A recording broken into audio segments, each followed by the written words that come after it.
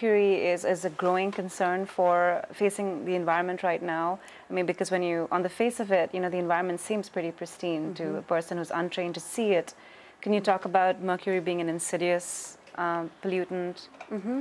I think mercury is starting to come up higher in the public consciousness because we're starting to see effects and recommendations for humans, and you know, things like fish advisories. That's when it starts to really hit people, when you're told what you should or shouldn't consume, and you realize that it could pose a risk, especially to young children and babies and unborn children.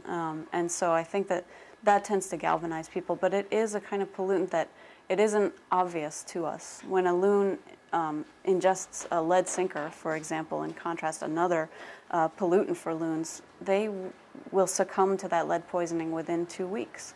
And so there's a very obvious manifestation of that kind of an effect. Mercury, because it doesn't cause a direct death to the loon, doesn't create a mortality source, it's a harder thing to judge, it's a harder thing to notice what's going on.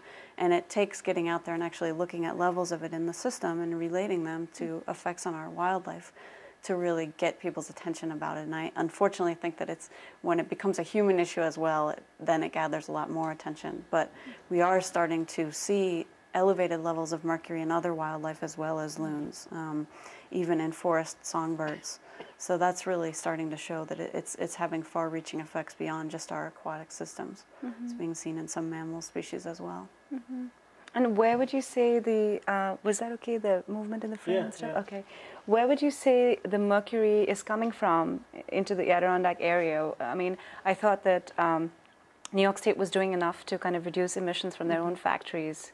It comes from, primarily from coal-fired power plants, so probably places further west of us, and prevailing winds are bringing that pollutant into our area. And so it's going to take a concerted effort in areas larger than New York State to put an end to it or to reduce it, but primarily from coal-fired power plants and medical incinerators, things like that. It is a naturally occurring element, but pollution creates a lot more of it than what the system is able to handle without detrimental effects to wildlife and to people.